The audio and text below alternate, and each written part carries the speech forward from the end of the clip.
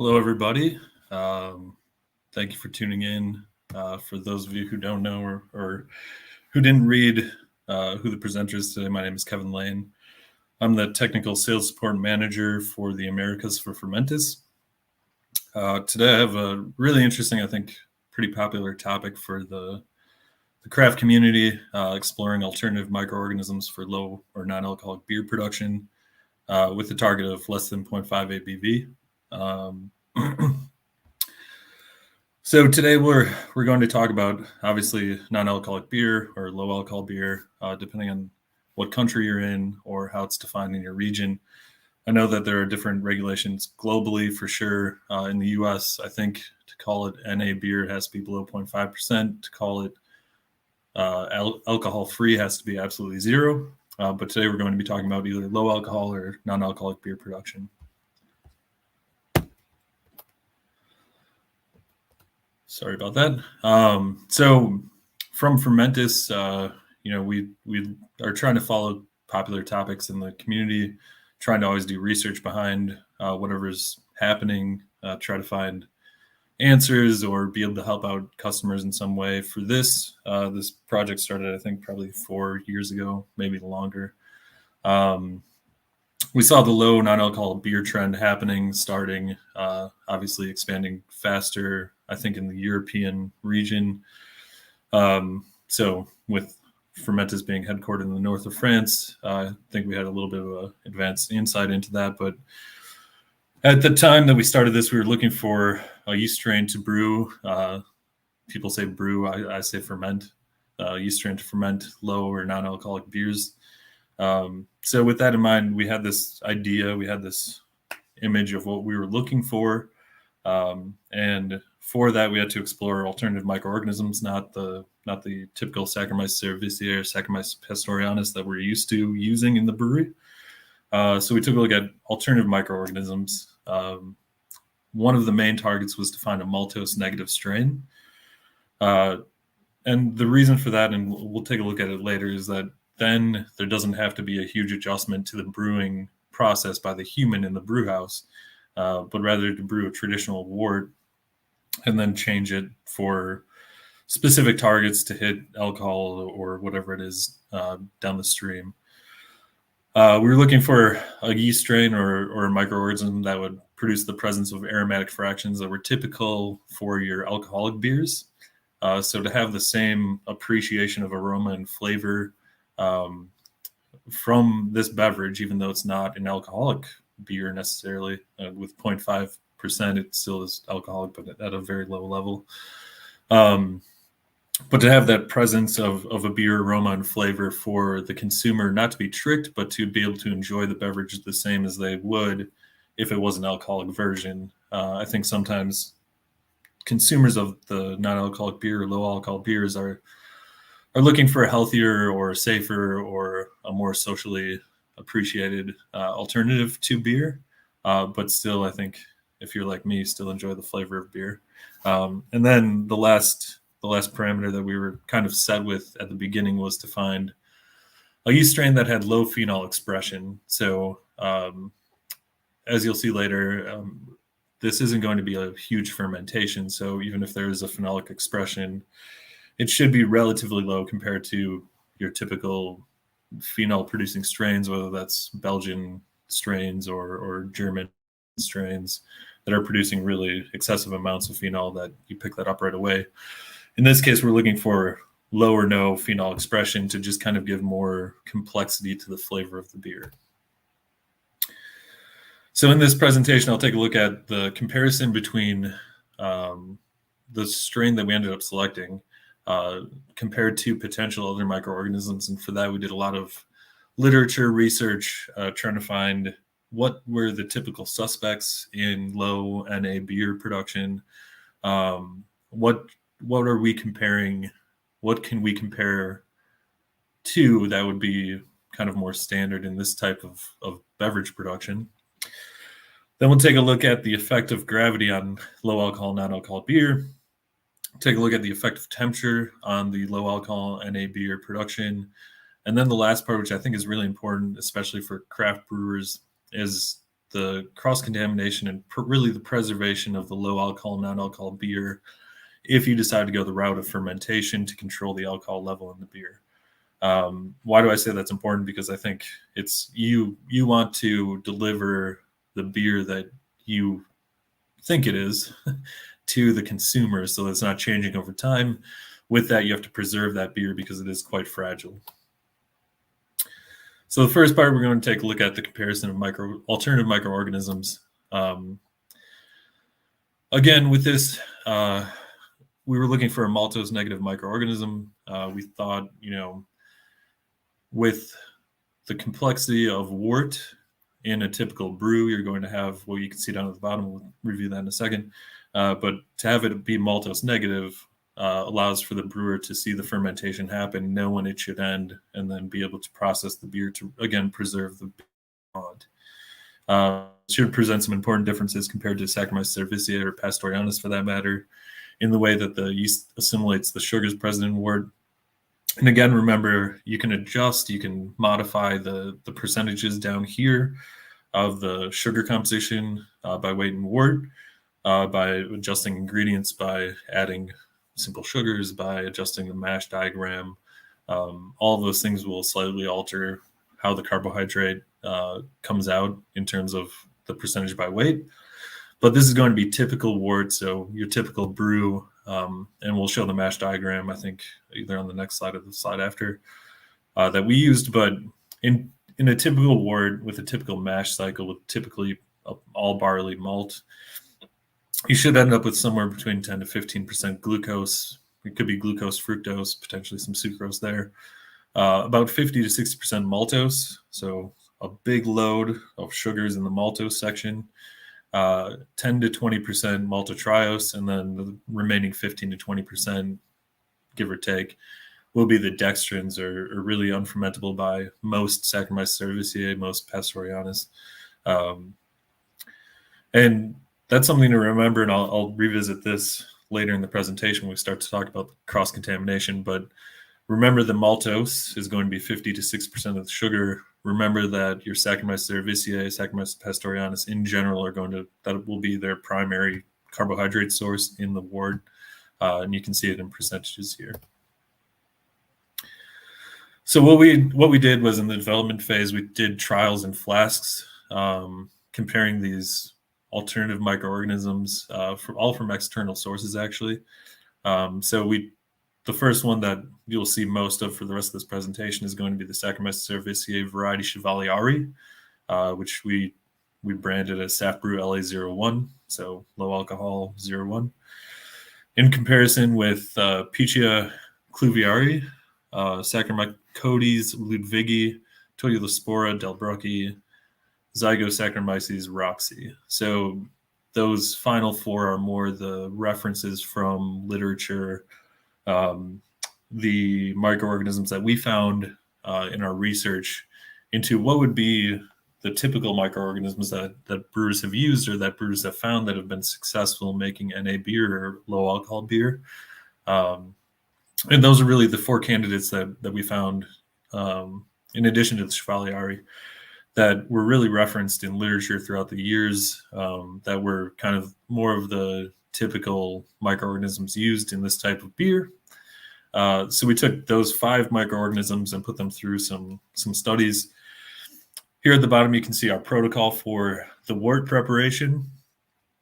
So we'd used 100% Pils malt for the malt composition. The mash diagram, again, I would say is kind of pretty typical for brewing. We were targeting 12 Plato and targeting 25 BU with mosaic hop pellets in the boil, not in the mash.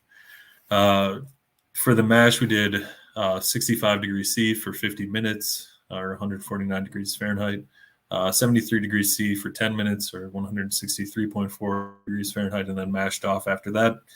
For fermentation, we did 22 degrees C, kind of more or less a typical ale yeast ferment temperature fermentation. And then with SAF Brew LA01, we also did 10 degrees C. See how, if you were to take this strain, which is a Saccharomyces cerevisiae, and you ferment at lager temperatures, how does that influence the fermentation, how does that influence the flavor profile? How does that really influence what the yeast is doing in this environment? Later, and this isn't shown on the next slide, but later we took the beers and diluted to 8 Plato for 16 BU with a target to hit 0.5 ABV. So what you'll see on the next couple slides is all at the higher gravity at the 12 Plato wort. And then later you'll see the information on the 8 Plato, and we'll get a little bit into that. So again, this was trials that Fermentis did in flask size fermentations, really to try to take a look at the differences between these 5 microorganisms. So you have the Torulaspora, the Ludwigi, Roxy, Pichia, and then on the right, the Chevalieri, or what we branded Safbrew LA01. All of these are at 22 degrees, and you can see the ethanol values on the left side. Remember, this was 12 Plato wort. So you can see that, in fact, none of these qualify for the quote-unquote NA beer. They're all above 0.5% ABV.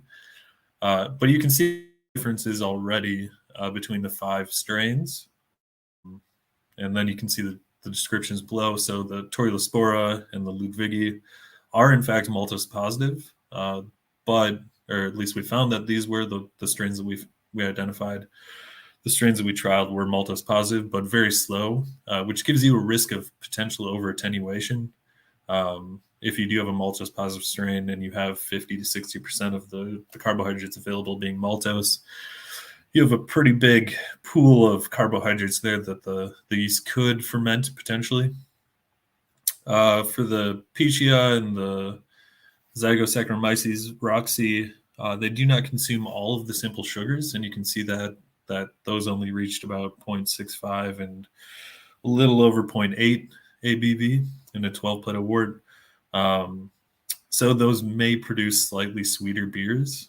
You don't have the risk of overcarbonation with those, or over alcohol production, over attenuation.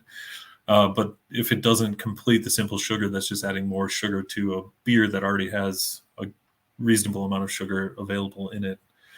And then lastly, you can see that the Saccharomyces cerevisiae variety Chevalieri, the Safbrew LA01, all the way on the right, stops after the consumption of simple sugars with less risk of over attenuation. So with that, we did do the carbohydrate profile. I don't have it in this PowerPoint, but ran the carbohydrate profile. It stopped after the simple sugar was fermented.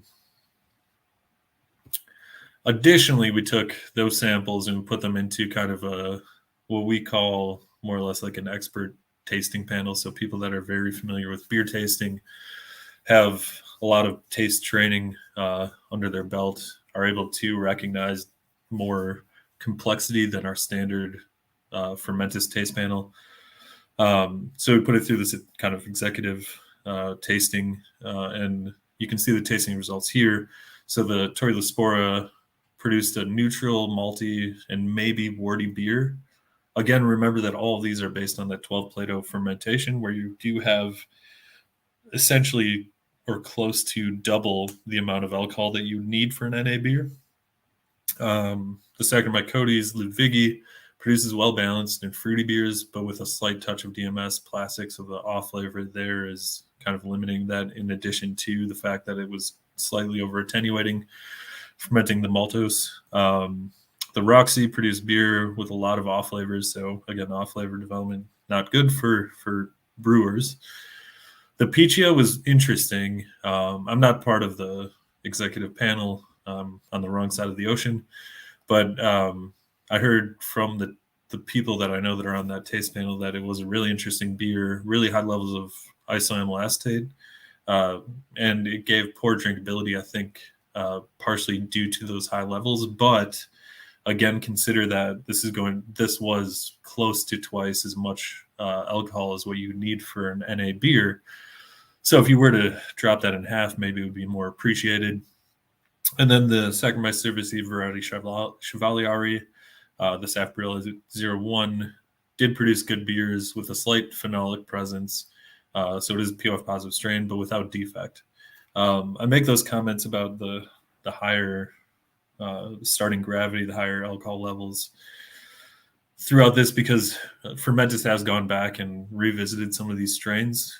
So we're still interested in them. I think we're just kind of tailoring this process again to more or less than a beer, and not necessarily starting with the 12 Plato now that we have some information behind what we would need to do to make an NA beer with these strains. So, as I said, we did decide to move forward with the Saccharomyces cerevisiae variety Chevalieri, the Saf Brew LA01. You can see on this where the strain falls into the phylogenetic placement. You can see a number of our other strains around this, some falling into beer 1, some falling into bread, some falling into beer 2, some in the Pastorianus clave. What you see here, though, is that the Saf Brew LA01, in fact, falls into the sake clave. So maybe that shouldn't be too surprising, given that it is a maltose negative strain. So not used to a maltose environment, maltotriose or dextrin environment, maybe dextrin. But remember, with sake production, you do have the koji, so that's going to be degrading carbohydrates down to glucose for the sake fermentation. So for me, it's not terribly surprising that this strain itself falls into the sake clave, just because there was really historically no reason for it to ferment anything beyond simple sugar. So now we have selected one strain, Fermentis did, but again, we're investigating others because we think there's a whole world of NA beer out there, and there's many options, and we think that you guys should all have access to them. So we're continuing to work on this. But from here forward, we're going to take a look more at the effect of gravity and temperature on the Chevalieri, on the strain that we did select. So for this, we did more experiments, more flask trials.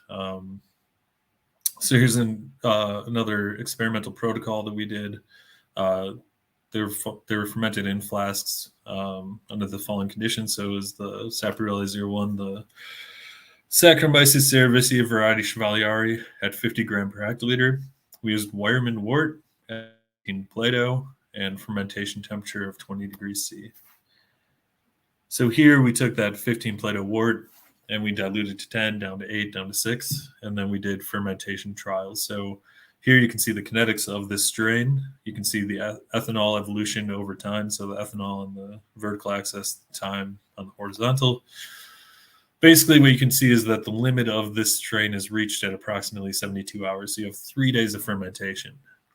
Why is that important? Well, again, remember that you have a big load of maltose, maltotriose, which most of the other yeast strains that brewers are using will be perfectly happy with. In that, we have to remember that this is a very fragile beer, and that once you reach this limit of attenuation for Saccharomyces cerevisiae variety Chevalieri with the Saf Brew LA01, the beer really needs to be processed, needs to be crash cooled and processed further if you're going to do that, just to make sure that you don't have something that's already in your brewery or in the air come and implant itself and really take off with all of those sugars present and with a lack of alcohol for the most part. You do see that at 15 Plato, you did reach about 1.2% ABV. At 10, it was about 0.75. 8, you're down at about 0.55. And then at 6 Plato, down at 0.4. So with that, you can see really the kinetics are very similar throughout. And that after 72 hours in any of those situations, you're really reaching kind of a plateau in this fermentation, which means that this yeast is done with that first simple sugar fermentation. Remember, it's only going to be about 10 to 15% attenuation. With it, we did check for the apparent degree of fermentation, the ADF.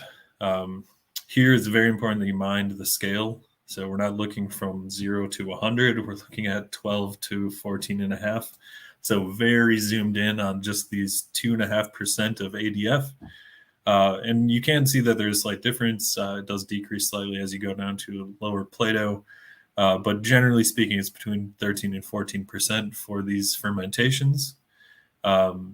So again, that fits right into that 10 to 15% glucose or 10 to 15% simple sugar that we saw in the typical malt composition towards the introduction of this PowerPoint. Here you can see the carbohydrate profile. So on the far left is the initial wort at 15 Plato. And you can see the fructose in blue for that initial wort. You can see the glucose in kind of the orange, almost orangish red. The gray is the maltose, the DP2, the degree of polymerization 2. The yellow is DP3, degree of polymerization 3. So really your maltotriose is there. And then you can see the fermentation to the right. The first column is going to be the 15 Plato. You do see that DP2, DP3 isn't changing. There is a little bit of residual glucose, but that's really going to be about 1%, if that, of the total that was there initially. Sorry.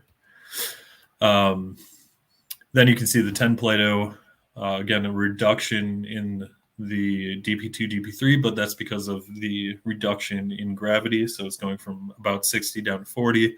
Makes sense. It's 2/3 of the 15. And then from 10 down to 8, 8 down to 6. Again, these are just dilution factors, so you shouldn't see any fermentation of DP2, DP3. That's not what this is showing. It's showing that as you dilute, obviously you're diluting hydrates in terms of the gram per liter of those present. So for all the DP1 are totally consumed during fermentation. The DP2, DP3, and higher are not fermented, so you can just see that in the carbohydrate profile at the end of fermentation. Again, remember that we saw the difference in alcohol before. 15 Plato being close to 1.2% ABV, 10 about 7.5. The 8 about 5.5, and the 6 about 4. But when we did these analysis, we said, okay, is that just the change in of starting gravity, or is the yeast affecting this somehow? So we wanted to find out if there's correlation between the ABV and the original gravity. So we did do a correlation, and the R-squared factor is actually 1, so it's perfectly correlated, which makes it very easy for you as the end user to target 0.5 ABV, as long as you know that your wort composition is basically in the right range. You're not adding simple sugars. You're not doing different mash temperatures for each batch. Basically, you target what your starting gravity should be with your wort, and you should have a repeatable fermentation every time. Just based on this, because the yeast is only fermenting simple sugars. So the linear regression between the ABV and the OG is present here. And then you could say, based on our wort that we used, that if you're between 7 and 8 Plato, which you can see kind of right in the middle of the screen, the second large dot on the graph is 8 Plato. So if you go back to 7, you're pretty close to 0.5, maybe a little bit under. So with our wort, it was a little over 7 Plato that reached that 0.5 ABV mark. Again, remember one of the important factors that we were looking for in this strain was having the right aromatic fraction, the right flavor and aroma profile that would present itself as a normal beer, an alcoholic beer. So we took a look at the ethanol, the ethyl acetate, the isoamyl acetate, the propanol, the isobutanol, isoamyl alcohol, and acetaldehyde. And what you can see is that there's some fluctuation in acetaldehyde production for sure. A little bit in the, I think it's isobutanol. But for the most part, it's going to be a fairly similar ratio of the different compounds, regardless of the starting gravity. What's important is that you have a lot of this together. And what do I mean by that? Well, if you have all these different components together in a media, even if they're not at threshold value, they're still presenting themselves kind of in the background as more the noise of beer, the flavor of beer. So even if they're not at threshold, some of them, specifically like isoamyl acetate, isoamyl alcohol, will enhance other fruity characters in the beer and give it more of the presence, the flavor, the aroma of what is considered typical beer, the alcoholic beer.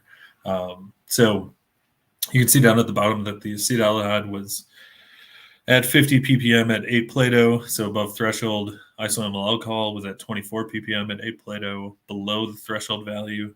Isobutanol, 23 ppm at 8 Plato, below threshold. And diacetyl was 20 ppb at 8 Plato, below the threshold as well. But again, remember, having this complexity of flavors, each of these having a different flavor component that is giving or donating to the beer, having them present, even if they're not at threshold, is going to boost that appreciation of a beer in terms of what you're used to tasting for alcoholic beer. Again, we're not trying to trick somebody to think that this is an alcoholic beer, but if you've had beer in the past and you want to have an NA beer, you don't want it to taste like something completely different. You want it to taste like a beer. So it's important to have this aromatic fraction, even if these compounds aren't quite at threshold value, some of them above, some of them below.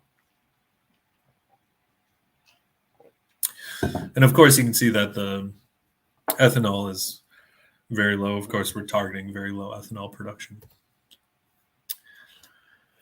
Now, taking a look at the temperature, remember I said that for all 5 of the strains that we took a look at, we ran at 22 degrees. In fact, the previous information was at 20 degrees C. Here we're taking a look at that first trial, the 22 degrees, and comparing it to the Chevalier, but this time at 10 degrees C. Well, you can see it's ferment. It does work. It's quite a bit slower, I believe, but it is fermenting. However, when you use Saccharomyces cerevisiae variety Chevalier, the Saporelli 01 at 10 degrees, it shows slow fermentation with a risk of non-complete fermentation with residual fermentable sugars. So we're not suggesting that you do it, but the thing is that you could do it. What's interesting, though, is that fermenting at 22 or at 10 degrees didn't show significant differences in the aromatics in the flavors. So if you do ferment cooler, it will ferment. It won't ferment quite as far. But it is still presenting that complexity, what we saw on the previous screen, that complexity of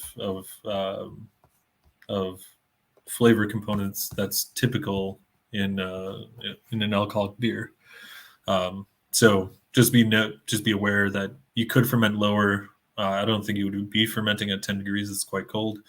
But that if you do decide to ferment cooler, it might slow down fermentation quite a bit, and you just have to be patient at that point until you reach your 10 to 15, I don't know what we want to say, depending on your wort composition, the 13 to 15% attenuation. So the first conclusions that we can make is that the Saccharomyces variety Chevalier produces well-balanced, slightly phenolic beers. Again, remember, it's POF positive strain.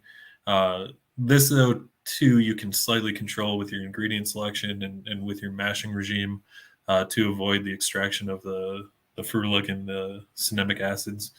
So you're not giving the yeast the precursors for the phenol production. And this strain does work without defect and preferably fermenting above 10 degrees C. The beer, though, does contain residual sugars. Therefore, the beer is in fragile conditions, and that can be dangerous for the beer stability. So, again, remember, this is going back to the fact that you as a brewer are designing this beer. You're creating this brew, this beer in a package that you think tastes great. You don't want that to change over time. You don't want that to change because of having something happen down the road. And especially with this NA beer with the maltose negative strain, it is a very fragile beer, number one, because there's all of the maltose available and maltotriose and dextrin. Number two, because there's only 0.5 ABV, so you don't have really anything that's going to deter in a different microorganism from touching this, from further fermenting the sugars that are available. So with that, from this Fermentis standpoint, we say pasteurization is mandatory to stabilize the beer. There are other processes to stabilize beer, whether that's an addition of a stabilizer or doing like a sterile filtration is an option. But really, the safest thing to do would be to pasteurize the packaged product. So with that, we'll take a look at cross-contamination and pasteurization and how that affects the growth of microorganisms, the implantation of a different microorganism in this beer. Just as a refresher course for you as a craft brewer, in case you're not aware, what is pasteurization? So pasteurization is the heating of a product. It's usually referred to in pasteurization units, so PU. 1 PU is equal to 1 minute at 60 degrees C, or the equivalent comes into play on the next bullet point. PU is equal to the time in minutes times 1.393 to the exponential factor of the temperature in degrees C minus 60. So if you do this at 60 degrees, then each minute counts as 1 PU. If you go above 60 degrees, that reduces the amount of time that you need to reach the same pasteurization units. And that's basically the theory behind a flash pasteurizer, is you can greatly increase the temperature for a very short period of time and then cool it back down very quickly, all in process. So really there's two types of pasteurization. I guess it's kind of three in a way, but the tunnel and batch are fairly similar. Tunnel pasteurization is where your product is on a conveyor moving through a tunnel where there's different temperature stages, increasing temperature from probably cold packaging to 60 degrees C, and then back down to more or less room temperature. And then there's batch pasteurization, where the package is stationary and water is being pumped over and going through a heating unit. So you're able to increase the temperature of the water that's going past the beer and then cool it down after that, after you reach your pasteurization temperature for the set amount of time, then cooling it back down to basically room temperature, stopping the pasteurization effect. And then flash pasteurization, like I said before, is in process, so it's usually hard piped in. It's going to be going through a heating unit and then cooling right away. Very high temperatures, but for a very, very short period of time. Again, remember the pasteurization equation above. 1 PU is equal to the time in minutes times 1.393 to the T temperature minus 60 degrees exponential factor. So if you're able to increase that a lot for a very short period of time, you can cool back down and you'd be at a high pasteurization unit level. When we were coming out with a strain, we were looking for references in the market to find out, what is said for the demand of pasteurization for NA beer, for low alcohol beer. So according to the EBC, the recommendation here, you can see that good practices are low alcohol beer between 40 and 60 pasteurization units, and non-alcoholic beer 80 to 120 pasteurization units. Sorry, it's written UP, units of pasteurization, but it's pasteurization units. Same thing, just a different way of writing it. You can see the reference down at the bottom for the EBC recommendation was Beer Pasteurization, European Brewing Convention Manual of Good Practices from 1995. And because of this, Fermentis on the TDS recommends 100 pasteurization units, and again, after packaging. So we're saying either do tunnel or batch pasteurization. That way you're the safest because you're in a contained package. If you reach those PUs, if you reach 100 PU, the product will be stable and you won't have changes over time. Flash pasteurization is a great step, but because it's in process, you do still have places for potential contamination between where it's flash pasteurized and where it's packaged. Not to say that it can't be done. Again, there's sterile filtration. You can add additives to it. With the additives, you have to make label claims usually. So typically why brewers don't do that, but remember, it is important to stabilize the product. Again, Fermentis' recommendation on the TDS was 100 PU, is 100 PU, I'm pretty sure. We have that still. But again, we wanted to test that. So not that we didn't believe the European Brewing Congress, we just wanted to see, with our portfolio, what's the energy to terminate the yeast in a packaged product. So what we did was we took wort that we fermented with Saff Brew LA01, the Chevalier yeast that we fermented at 25 degrees. We centrifuged, we cross-contaminated with Saff Ale T58 at 0 CFU per mil, 10 to the third, 10 to the fourth, 10 to the fifth, so increasing levels of yeast contamination. Why did we choose Saff Ale T58? So it's quite interesting, actually. Fermentis, or Lesaffre Group, our parent company, knows the energy requirement to terminate all of our yeast.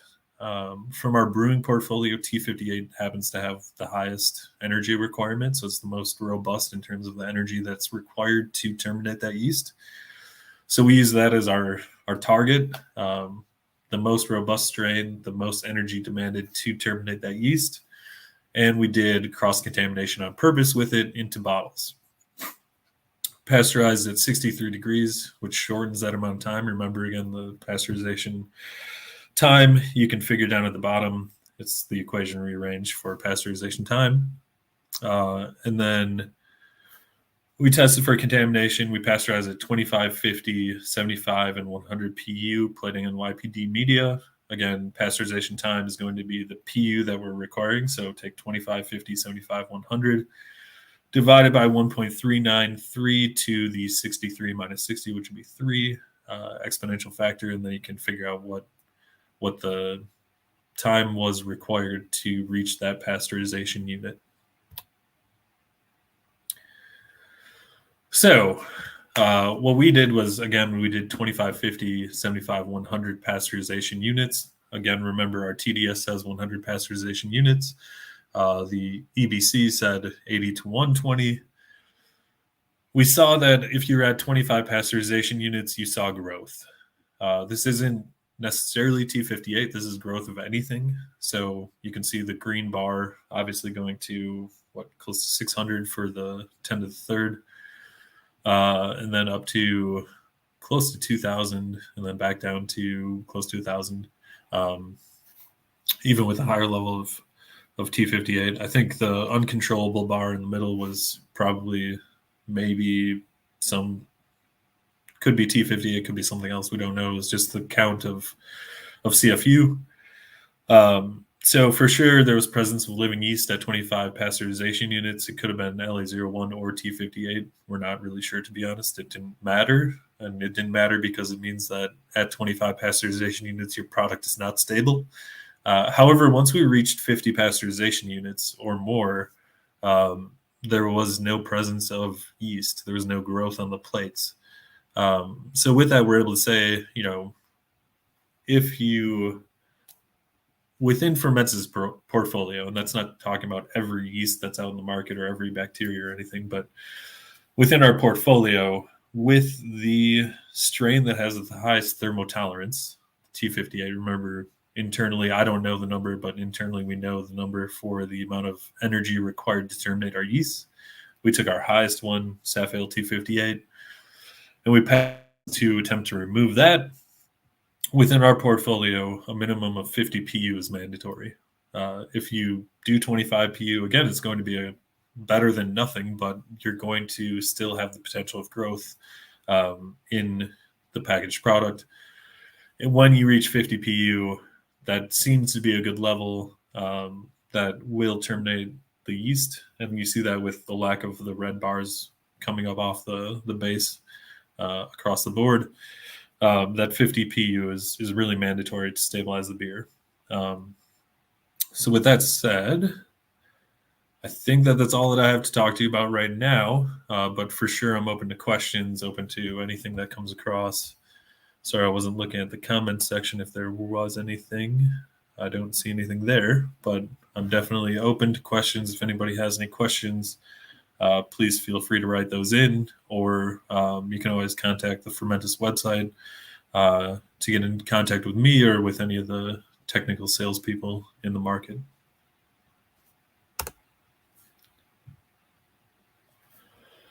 So if there are no questions, thank you for watching. I appreciate it, and have a good day.